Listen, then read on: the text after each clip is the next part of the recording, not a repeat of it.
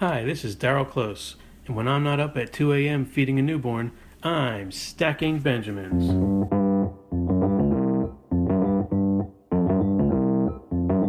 Live from Joe's mom's basement, it's the Stacking Benjamin Show.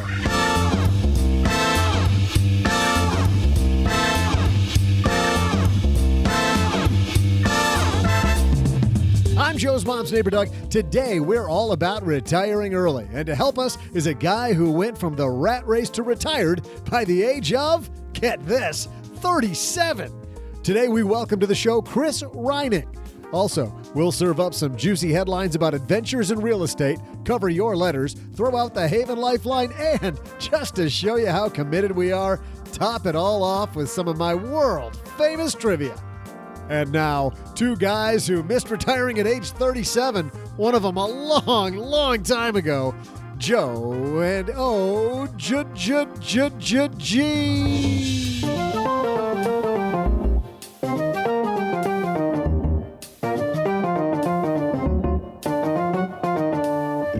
Hey, welcome to Wednesday. I am Joe Saul-Sehy, Average Joe Money on Twitter, and across this card table from me, we present the one and only other guy, as we call him, OG. Happy Hump Day, OG. It is Wednesday. Yes. Feels like a Thursday, but really a Wednesday. Isn't that the sign of a bad week? When you're like, oh, thank God. Oh, no. Thank God it's Thursday. Oh, back the truck up. And speaking of backing the truck up, OG, how about if you back the truck up on both diversification and passive income? That might be the worst segue ever. But what about investment that combines both? That's real estate. Have you heard of Roofstock? Roofstock's online marketplace makes it easier than ever to buy, sell, and best of all, own tenant-occupied investment properties in top rental markets across the country. And whether it's your first time or your seasoned pro, all of Roofstock's certified properties are inspected in person. So you know they're in good condition, have reliable tenants in place, and you can start earning monthly rental income right away. Roofstock even connects you with vetted local property managers so you can separate investing from operations. And best of all, Roofstock certified properties, they're backed by a 30-day money-back guarantee. Roofstock, property investing made simple. Visit so you help out the show so they know we sent you. Head to thestackybenjamins.com/Roofstock. Why did I say that like mom? Tell them mom sent you. Sent you. It's not sent you, it's sent you. StackyBenjamins.com/Roofstock to learn more about rental home investing and browse exclusive listings today. StackyBenjamins.com/Roofstock. And this show is also presented by Magnify Money. You know, when you walk into that bank and you say, hey, what's the best stuff you got? You're missing out on the bajillion things. And I know bajillion isn't a number, OG, but it's about that many. The bajillion things that are out there that could be better, whether you're trying to pay off your debt to the man, so you're going with a 0% interest card, a consolidation loan, or you're looking for get out of debt tips. StackyBenjamins.com/Magnify Money is the place to go when it's time to actually compare, ditch, switch, and save. All right. Big show today, man. How about this? Retire at 37. Well, that ship has sailed. Yeah, Chris Reining upstairs talking to mom. We got him waiting in the wings, but first we got a couple kind of unbelievable headlines, so let's move. Hello, darlings. And now it's time for your favorite part of the show, our Stacking Benjamin's headlines. Let's start with the shocker. This one comes to us from Mashable in the tech category. Equifax may have been, wait for it, hacked again. And it's not even funny anymore. Was it funny the first time? This is written by Stan Schroeder. No.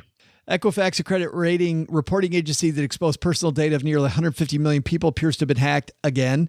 The probable hack was noticed by security researcher Randy Abrams and first covered by Ars Technica.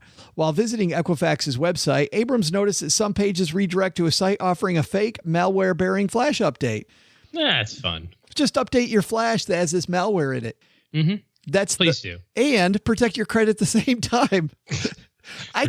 Protect your credit by giving it to us. I can both give my computer a virus and protect my credit just by going to Equifax.com. This dovetails onto some news that I saw last week, too, that one of the major virus protection software companies wasn't really virus protection software. Well, you with see that some of these it's kind of foreign agent intelligence collection type thing or something like that. That's freaky, man. Somebody's presented that to me before. You're at a party and somebody says, what if your virus software really is like, they want to make sure there's plenty of viruses so they have a job to do. So if they take a portion of the money they pay you to pay hackers to make some more viruses that they can help clean up, so they can say, hey, look we're keeping your computer clean. I mean, that sounds very, very, that's that tail that Wag the Dog movie or whatever. Wag the Dog, I think is what it's called. Yeah.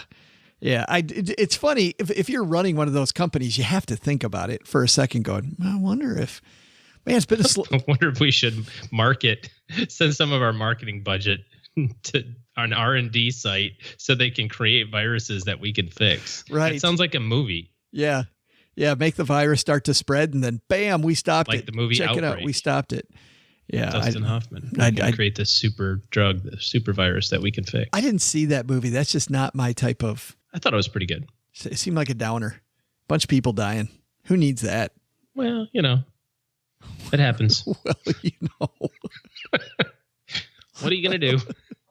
Just a super virus. Just another super virus day. It's another day in the super virus. Yep. So how do you protect yourself from this stuff? That was my exact question. We tried to talk about what's the lesson here. I think it's a hilarious because it's so sad headline. But how do you protect yourself? I mean, what do you do? So you freeze your credit, right? Yeah, you go to Equifax and you go, oh, look, I need to click this thing. And now I've got a virus on my computer. You just got to be careful. I don't know. Pay attention to what you click on, maybe. We're doing some work on our homeowners insurance, adding some stuff. We've said this before, check your homeowners insurance maybe every couple of years. And so we were talking to our agent who's here locally in Texarkana.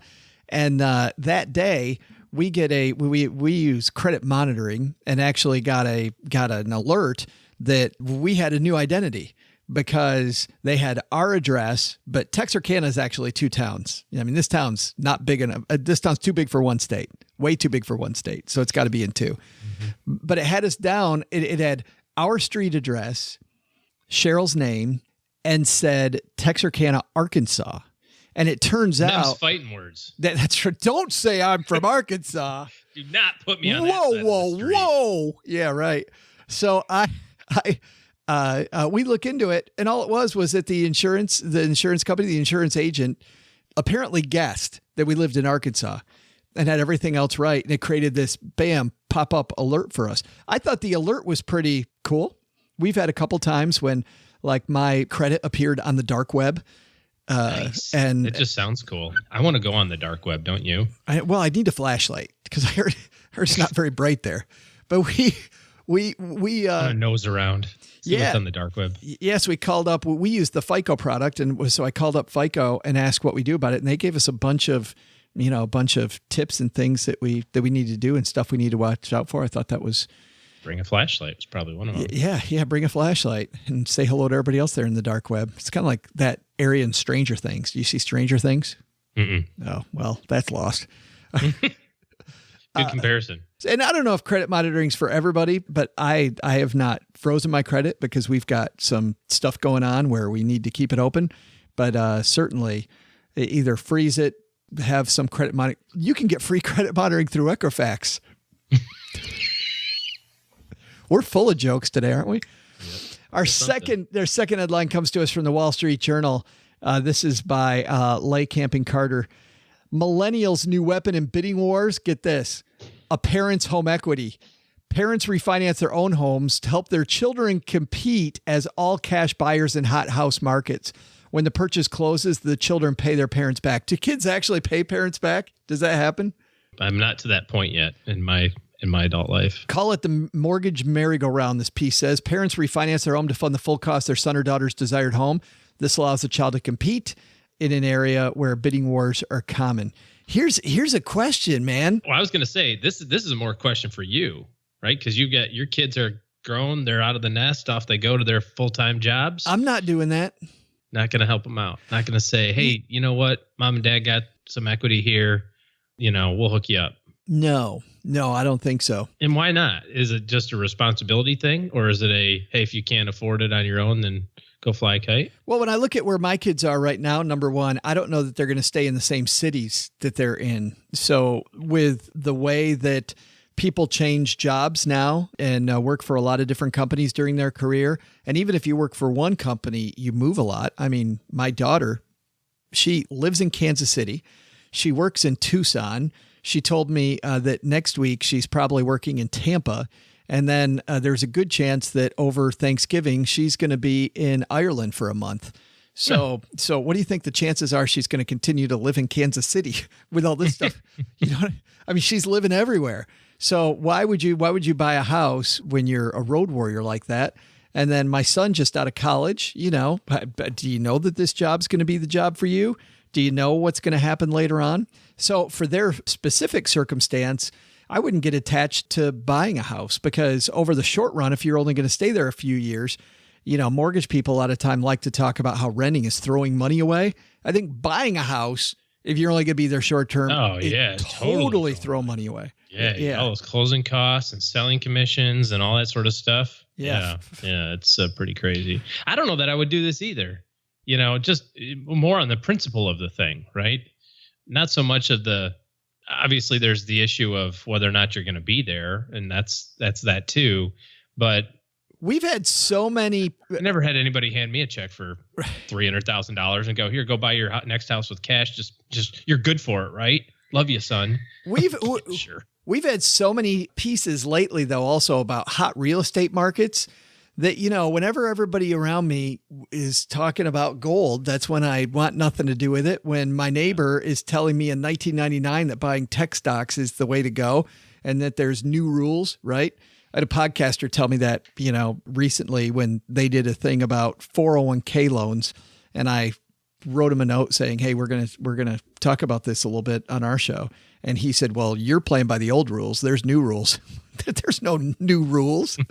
It's so funny when somebody tells me, yeah, there's new rules. No. That's the old way of thinking about 401k loans. The old loans. way of thinking about it. Right. The new way is getting debt up to your eyeballs. That's what I think. Yeah. Well, that's kind of been all the time. I think the principle of the thing I wouldn't do. And then there's a big risk, right? I mean, like they talk about in the article a little bit later that what happens if Junior can't get the mortgage? Right. And now you've mortgaged your house to the hilt. Yeah, you're up. It's nice that your kid's got a paid for house, all cash. All he's got to do is just pay the mortgage and taxes and the insurance, that's cool. But now you owe, twice as much on yours. It kind of goes back to the old saying, right?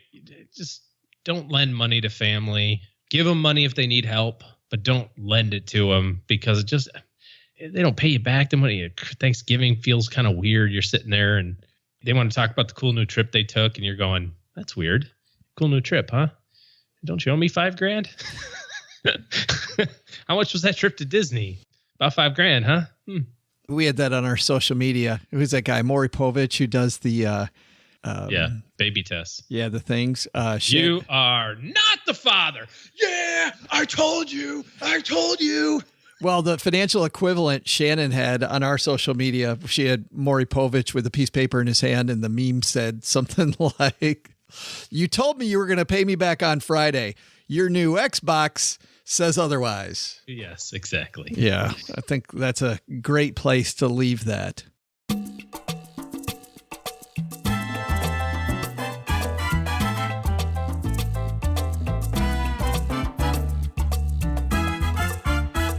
Chris Reining has a website that's craftily named chrisreining.com. Imagine that. Chris is I wonder how long it took him to think that one up. Chris is a guy. The thing I love about Chris that you're about to hear, OG, is Chris is the everyman, which is the inspirational part of this piece is that this could be you. Chris has had the same thoughts you've had. He's had the same ideas that you've had about money. He's also made a lot of the same mistakes. And yet, at 37 years old, he was able to kiss it all goodbye and do what he wanted to do. So let's say hello to Chris Reining coming down to the basement.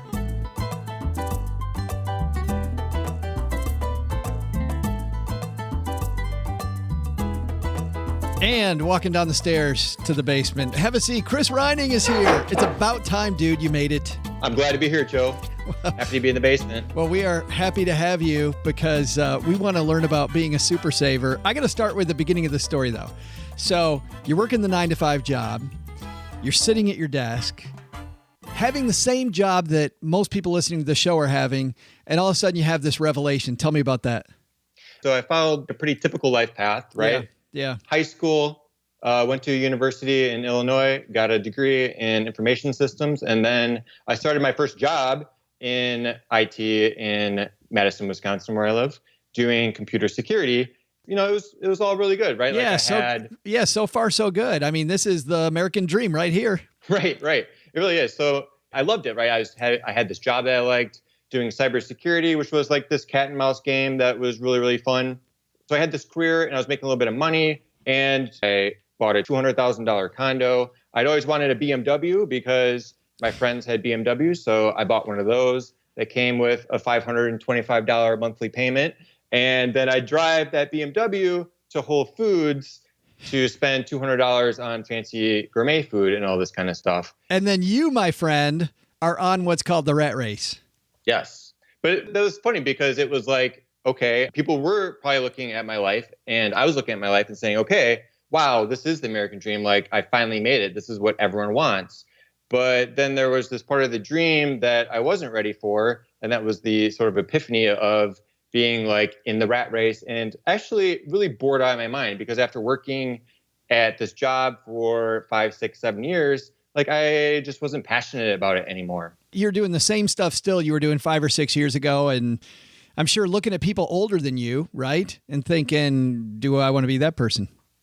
Exactly. So I could look across the aisle and see people 30, 40 years older than me still doing the 9-to-5 grind. And I was like, I just can't do that to myself. I can't do that to my future self. And so that's when I had that sort of epiphany, like sitting in my tiny gray cubicle one day and saying, okay, this is it. Like, I just have to do this for the next 40 years. And I realized I just couldn't do that. Like, I had to get out of the rat race. So you are now known as a super saver, but you had to go from this place where you've got this over $500 BMW payment, the expensive condo. How did you start to shift then to make things right?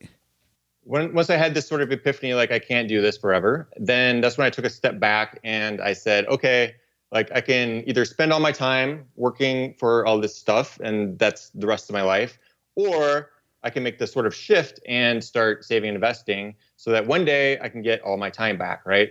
And so I went through this sort of process of figuring out, like, okay, I have this sort of expensive lifestyle. And I think I actually, to take a step back, I think I had to have that expensive lifestyle. And that might have been the mistake I made, to sort of experience having an expensive lifestyle, to know that it wasn't right for me. And so that's when I decided to like take a look at my savings and figure out where I could, or my spending and my savings, and figure out what I could do to get on the right path. So you're saying if you would have never screwed up as bad as you did then, you wouldn't be in the great spot you are now? Yeah. And yeah, so like some people might see that as a mistake, like having this crazy, it wasn't even crazy, just like living this American dream. But I think that I had to live that, like just growing up. I didn't grow up like wealthy or anything like that.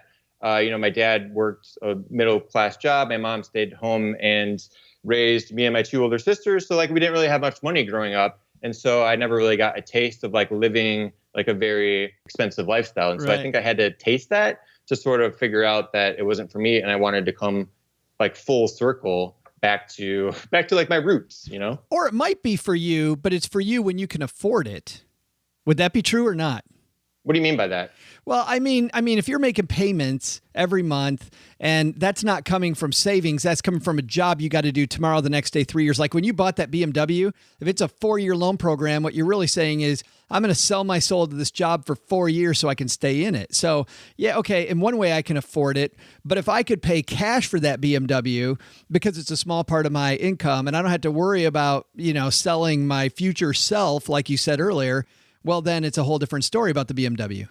Right. So I think for me, it was just realizing that I sort of lost reality with money, right? Because it's just like money comes in, money goes out, and you don't really like even think about it, right? Like it's just not something that people consciously think of. And so I think one of the first steps I took was just figuring out, okay, like where's all my money going, and putting sort of a reality around money, and sort of coming to a respect about money. And it's not just, money comes in, money goes out, yada, yada, yada, and then your life is over. Like I wanted to actually get to a place where I was spending my money consciously in areas that made sense for me to spend money, so that I could also, on the flip side of that, save and invest money so I could get all my time back. Did you use one of these being a tech guy, I think you would, did you use one of these cool tools like Mint or something to help you check your money? Yeah, there's a number of online tools like Mint that, do all this tracking of your money automatically. But being a tech guy and being somewhat simple and straightforward with the way I approach problems, I just used a very simple Google spreadsheet.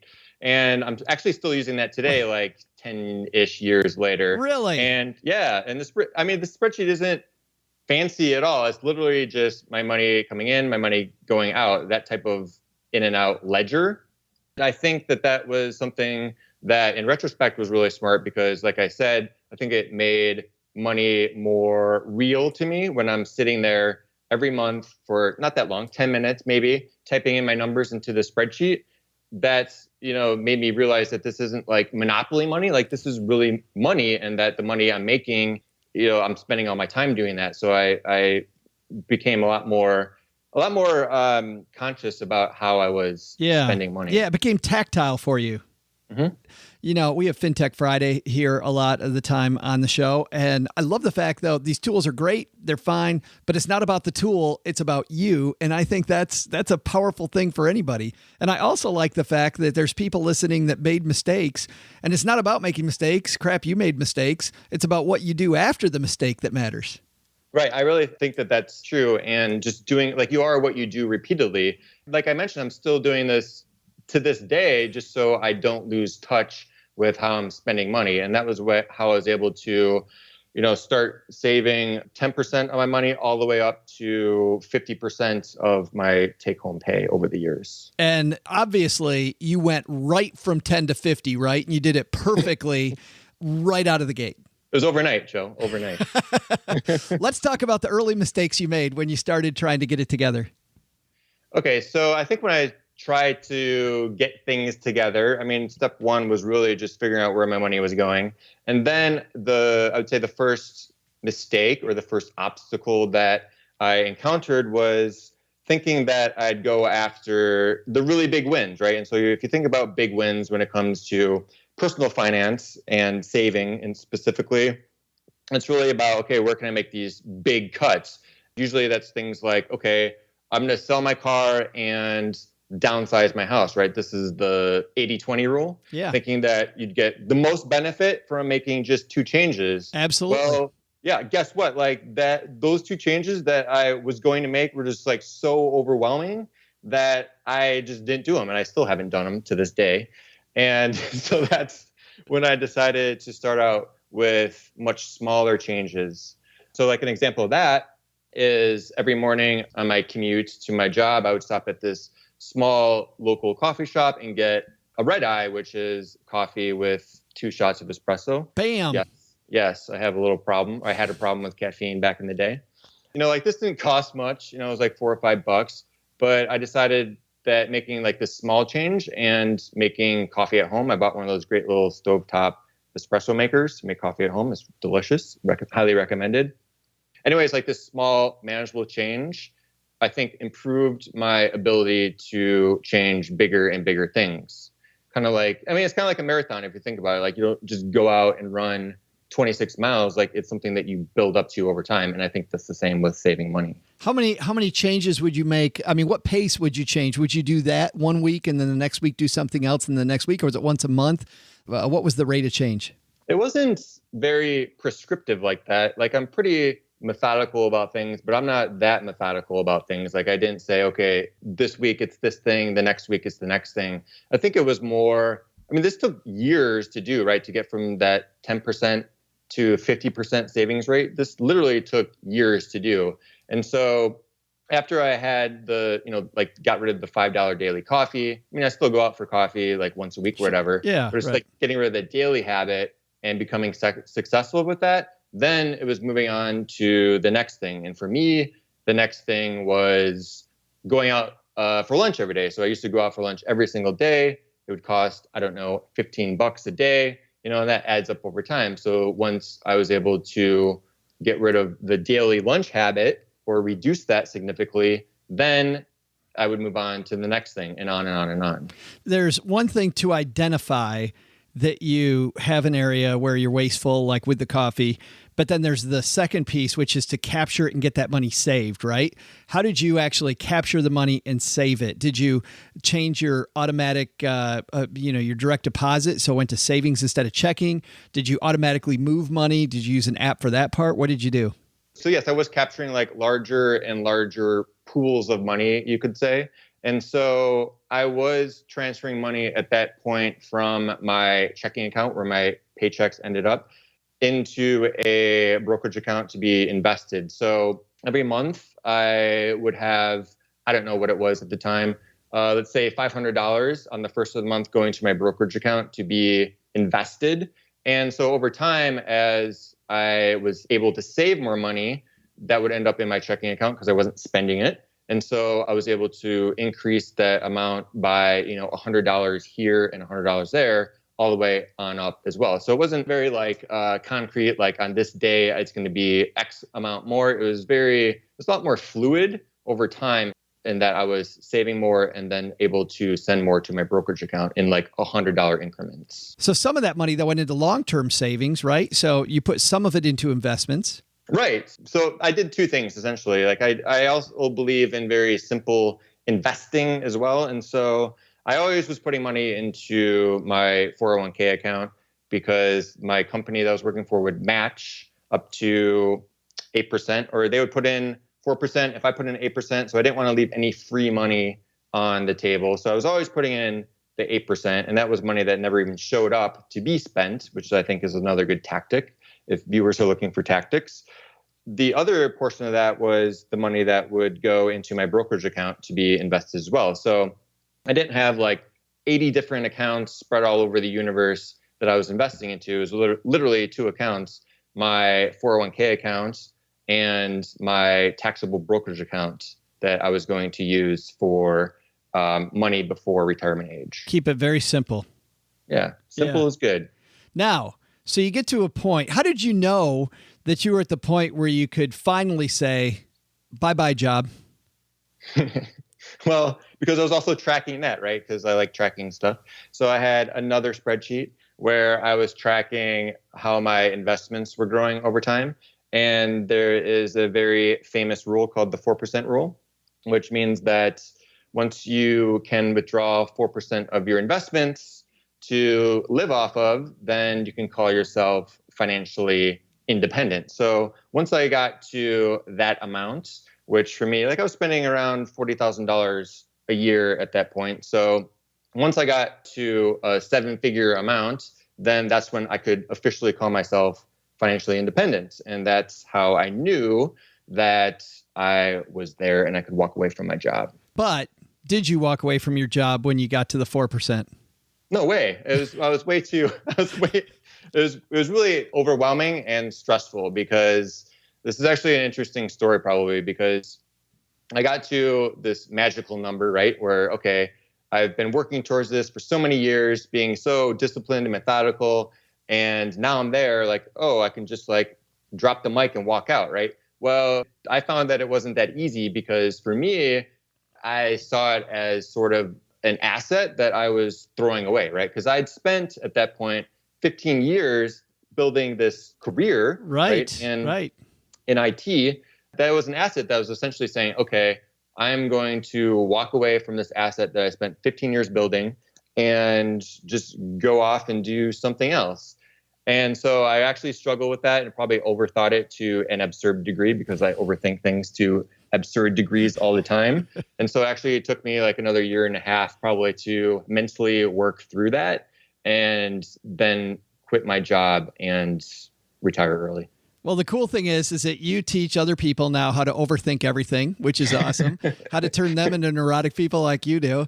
If people go to chrisreining.com, you've got, you can teach people how to master their money. Tell me about that. Right. So I have this website where I started writing about financial independence on my own journey to it years ago. I think it's 5-6 years now that I've been writing my site. We've actually talked about you. Well, I think you know this. We've talked about you before on our roundtable. We've talked about your articles before on our show. Right. When I think when I interviewed Morgan Housel for my site. Yeah. We talked all about that. But anyway, I'm sorry. Yeah, no worries. So I write articles about saving and spending and earning more and financial independence. And people seem to like what I put out because I get feedback that it is pretty simple and straightforward and practical. And I think people appreciate that when usually finance and investing is a really complicated and complex subject. Yeah. Save more, earn more, invest to build wealth, become financially independent. Boom, boom, boom, boom. Done. Four-step process.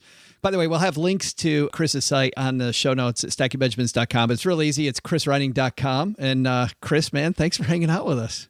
Thanks for having me on. It's been a pleasure.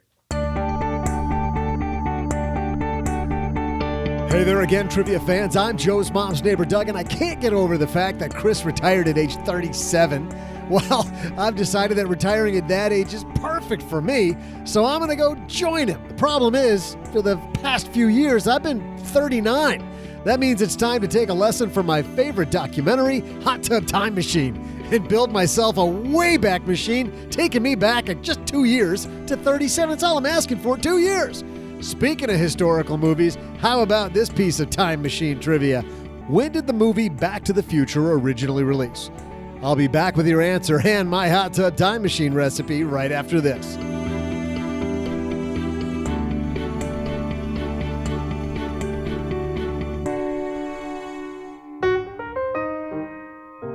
Hey, Stackers, we get used to those same daily routines, don't we? Wake up at the same time every morning, brush our teeth, park the car in the same spot at work every day, recite jokes in the mirror to be funnier than that jerk at the water cooler? Or is that what just me? Here's one thing you shouldn't make routine: using the same credit card from the same bank just because that's what you've always done. Nick Clements from Magnify Money explains why. I mean, it's never been a better time, honestly, to find a credit card, especially given the lucrative sign-on bonuses that are out there. Chase just recently had 100,000 on their reserve card.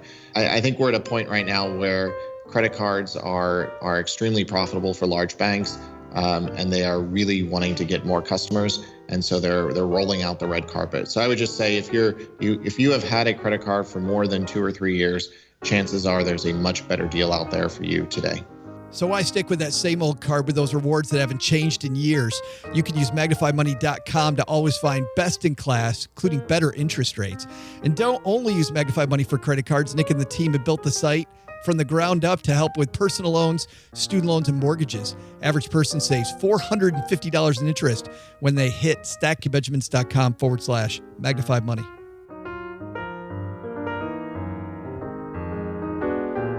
Here's a question.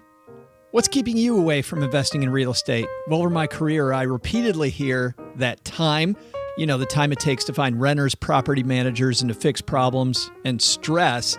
What if you don't find a good property manager? What if you don't find a renter? Those are two of the biggest factors keeping people away from investing in real estate. We talked to Gary Beasley, CEO of Roofstock, about how the team at Roofstock are helping you take back a good night's sleep. There's really no way to sell real estate today, rental homes with tenants in place. What we did with Roofstock was create the first way to do it. How's that for an advantage? Roofstock's online marketplace makes it easier than ever to buy, sell, and own tenant-occupied investment properties in top rental markets across the country. You own the house, but Roofstock handles as much or as little of the headache-inducing issues that you've come to expect with renting. But that doesn't have to happen if you partner with the right team. Best of all, Roofstock's certified properties are backed by a 30-day money-back guarantee. Check them out at stackingbenjamins.com/roofstock. That's stackingbenjamins.com/roofstock.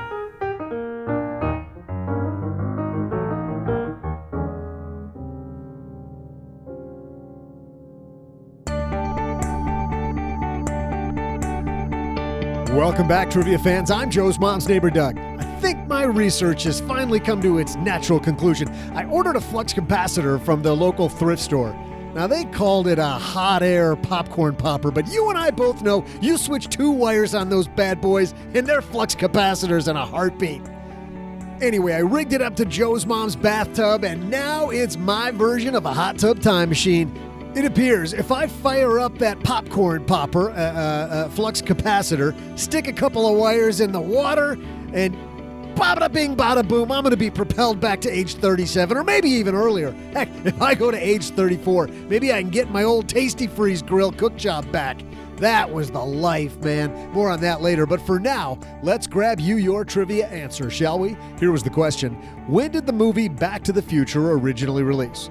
The answer, the first film set in what would later be a trilogy, Back to the Future was released in 1985. That was a good year.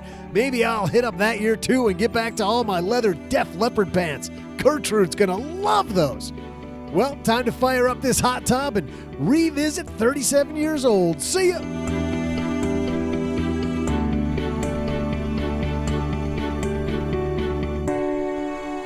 Bam, you got that right. Nice. 1985, baby. Nice job. I think everybody kind of remembers, can vividly imagine, October 1985. He's dialing in the thing in the DeLorean there.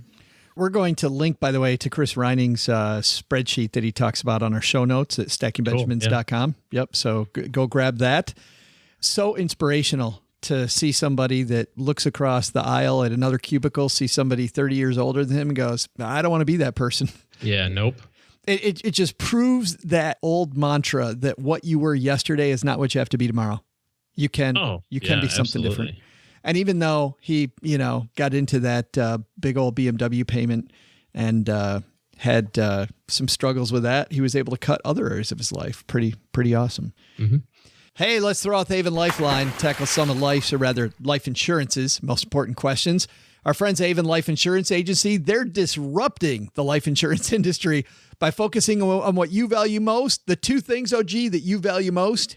I'm really infatuated with the tops of cupcakes lately and a nice cup of coffee that goes with that. I thought you were going to say cat mold cupcakes. Well, I do like those too. Yeah, delicious. But it's actually, for this segment, it's your money and your time. It's not your money and your time. It's your family and your time. I can't even get that right. It's why they created a high quality and, most importantly, affordable term life insurance policy issued by Mass Mutual. You can purchase entirely online. No need to wait several weeks for a decision when you can get one instantly at Haven Life. Head to stackingbenjamins.com/Haven Life now to get a free quote and learn about life insurance the modern way. stackingbenjamins.com/Haven Life. Say hello to our new friend, Thomas. Thomas, we're throwing out the lifeline to you. Hi, Joe and OG. Thomas here. I'm a 27-year-old public educator in Missouri who will finish paying off his student loans and vehicle this coming May. Bam! Following that, I plan to fully fund my 457, my Roth IRA, and also contribute what I can to a solo 401k as I work as an independent contractor teaching ESL online. My wife also has a Roth IRA, and we both contribute a mandatory 14.5% of salary to the state's teacher pension plan that they also contribute equally to. I currently have my Roth IRA with 100% small cap value and my 457 100% in the U.S. total market index. However, considering the historical value premium mentioned by Paul Merriman and Drs. Fama and French, would it be inadvisable to allocate a portion of my 457 to small cap value or even emerging markets as well? I do plan to add fixed income down the line. I just want to take the most advantage of compound interest early on while I'm still young. Looking forward to learning nothing. Thomas. Nice job, Thomas. Thomas asks Fama. Sounds like he's done a little homework. He's wondering if we want to dispute Fama and French. I think we should. We can go toe-to-toe with those dudes. No, except I drink that Kool-Aid. Like, I just pour it all over myself. Do you? Oh, yeah. The Fama and French Kool-Aid. Like, yes. It's like that blue Kool-Aid with all the sugar in it. You get and some. I just pour it all over myself. I don't even like that motion. Just don't even make that motion when you tell the story. Why? Like 2 a.m, Mrs. OG comes out and goes, "What are you doing?" I'm like, "It's the Fama and French Kool-Aid. You weren't supposed to see this." Sorry. Sorry, hon. Do you still love me? Anyways. I have a problem, right? So what he's talking about, Fam French professors, one of which was awarded the Nobel Prize in economics some 7-8 years ago or so. Basically, their three-factor model suggests that there are three components to performance in the markets. One is having more stocks and bonds. One is having value companies, or what they define as low price to book companies. So when I think about those companies like the more well-established ones, like a General Electric or something like that.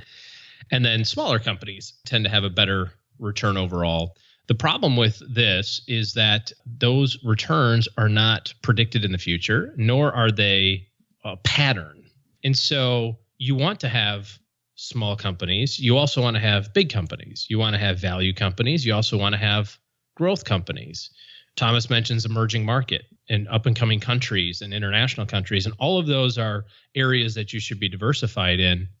Absolutely, because they don't all work lock, step, and barrel with one another. And you can design an investment portfolio that has a rate of return that you need to reach your goals. But by layering all of those other different asset classes and some of those other theories around value versus growth and that sort of thing, have a different risk profile. That's why we do those things. If you were looking for purely what's the greatest return potential, all small cap value. But there's two sides to that stick, right? You get the 13% or 12.5% annualized return, but you got to be okay with a minus 75 every so often. Right. No one's okay with that. And that's I the don't key. care how firm your belief is in it. Richard Thaler, or is that Dr. T, like we yes, T, won the Nobel Prize for behavioral economics, and that's the problem here. Isn't the long-term return? It's what's your behavior going to be when that roller coaster takes off. Yeah. I mean, at the end of the day, if you were looking for purely all return, you would just put all of your money in small companies. End of discussion. But I can assure you that if you have $10,000 and it goes down to $2,500, that feels a lot different than if you have $1 million and it goes down to $250,000. And you can say today, when the market's done nothing but go straight up for 7 years, I can take it. I understand there's volatility. It's a whole different feeling when the market really actually goes through it. Here's what I like, though, about adding emerging markets is that switching from one philosophy to another. You know, you look at Dr. Harry Markowitz and the efficient frontier. You know, what a lot of that research showed, OG, is that you can add investment classes that individually take more risk, and it will still smooth out the ride of your portfolio because you're taking different risks. That's exactly right. And so you can layer those two prize-winning finance theories on top of one another. And so you have complete diversification by having a little bit of everything, and you can tilt it a little bit toward value in smaller companies, and that will give you, to your point, a smoother ride, or it should give you a smoother ride anyway, and hopefully over a long period of time, a better return pound for pound for that risk that you're taking. Thanks a lot for the question, Thomas. If you've got a question for the Haven Lifeline, send those to us by heading to stackingbenjamins.com. Right at the top of the page, it says questions for the show. Click that link. You'll see the Haven Lifeline, and Haven Life and we and Haven Life. We and Haven Life send you out a greatest money show on earth t-shirt, which is my favorite of all the Stacking Benjamin shirts that you'll find there. So one of those is heading out to him. Hey, Doug also brings down the mail, and we've got a note here from our new friend, Maya, OG. Maya says, in preparation for open enrollment, I was hoping you could help me determine whether to enroll in my husband's employer flex spending account for daycare expenses or not. I was told by my tax professional last year I'd lose the child tax credit if I did that, but I'm reading mixed reviews on the internet. I'm currently married with one child and a second on the way to Thanksgiving. We'll be looking at high daycare expenses next year, over $1,300 a month for 2 kids for 3 days of care per week. We file our taxes jointly, and we were in the 10% tax bracket last year. We apply for the max allowable health spending option each year, $2,500, and could easily spend the max allowable for child care expenses as well, $5,000. Any advice would be greatly appreciated. Thanks for keeping things fun and for helping me get more into finances. Maya. Thanks, Maya. You know what? As a guy who has twins, I've done this homework, OG, and I can take a swing at this one. Have at it. While your tax preparer is correct, you know what you have to look at? Which one gives you more money? And generally, taking that money pre-tax will give you, especially at the level you're using it, I think that probably gives you more money. You're going to end up hitting that maximum. So I would just do some quick math. Your accountant's right. You lose it. But when we went through that with the twins, it was, baby, who cares about that credit when you're getting the pre-tax nature of this? Yeah, I think the other thing too is that you don't pay when you put the money in the flexible spending account and use it for dependent care. You're not paying any taxes on that money, right? No FICA taxes or anything. And so not only is it you're getting your marginal benefit, but you're also getting a state benefit. If you live in a state that has state income tax, you're getting a benefit of not having it be FICA taxable as well. So, and that's it's just a comparison. You should be able to sit with your accountant right now. It's October. Sit with him or her and say, run it out. Show me a tax return. Hypothetically, of course. One hand we do this, one hand we do that. Super Tell quick. me which one to do. Super quick. And I agree. There are these, I think of them as, I guess, ancillary things that we don't think about that are like the FICA tax and other taxes that you avoid by doing it pre-tax that you need to make sure you include in that equation. But just very quickly do the math. I think it's going to come out taking the pre-tax is going to be a better deal. But Maya, let us know what happened in your particular case. Thanks for the question. And if you've got a question for us, send those to me, joe@stackingbenjamins.com, or once again, just the top of the website, click that button. All right. That's going to do it for today, dude. We got it done. Thanks to Chris Reining for joining us. And coming up on Friday, we are changing it up on Friday, OG. We have our very first episode of a new Friday format. It's going to be a lot more like the Monday, Wednesday format, but with the roundtable in tow. We got a couple great guests with us. Sandy Waters is a morning show broadcaster in Rochester, New York. She's part of the longest running morning show there. And she also has a great podcast called the Seven Figures Podcast. And she's going to join us, as is our friend Deacon Hayes from the Well Kept Wallet, along with Willem Penzo. And that promises to be quite a fun mix of people. We also have maybe the coolest debit card you've ever seen on our Friday guest segment. So we're talking to people that run Hoot on Friday. You got to see this, OG. There's some cool fintech as well. Great show coming up on Friday. Go stack some Benjamins. Bye-bye. See ya. All right, Doug, take it from here. What should we have learned today? Sure, Joe. I'm going to let you get back to helping out OG with a loofah in the hot tub. Meanwhile, let's tell everybody what they should have learned today. First, take a lesson from Chris Reining. You don't have to do everything right. You don't even need to start with the big stuff to be successful. Make one small change at a time and keep the snowball moving until you're saving big money. Second, taking out a big loan on your house so your kids can compete for a home of their own in a hot real estate market? Yeah, you probably don't want to do that. But the big lesson? Don't stick wires off the flux capacitor into your hot tub time machine. Turns out that not only will you not visit the age 37 again, you'll most likely score a quick trip to the ER. Lesson learned. Special thanks to Chris Reining for joining us. You'll find more about Chris, his budget spreadsheet, and how to save more money at chrisreining.com/podcast.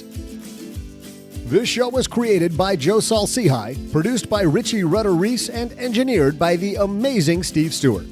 Kathleen Selmans handles design, newsletter, and classroom opportunities. If you'd like to learn more, head to stackingbenjamins.com/classes. Online, visit us on Twitter at @SBenjaminsCast or on our Facebook page. Shannon Cowan is our community manager and social media guru. I'm Joe's mom's neighbor, Doug, and if you could only know what it really smells like down here. SB Podcasts may receive payment on the show from sponsors and guests in the form of books, giveaway items, discounts, or other remuneration. There's no way you would take advice from these dorks, but like Joe's mom always says, don't take advice from people you don't know. This show is for entertainment purposes only, and before making any financial moves, consult with a real financial advisor.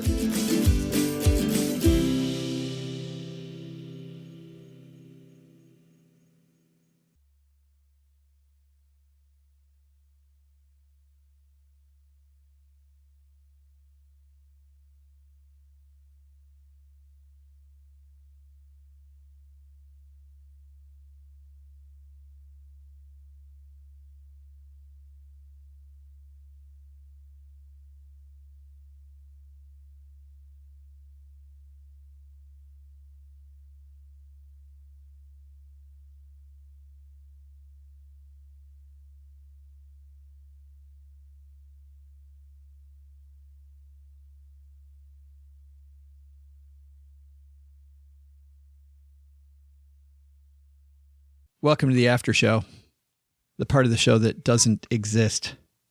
We are having some fun at our house. Little construction. Yeah, not at Mom's house here. Thank goodness nothing happening here.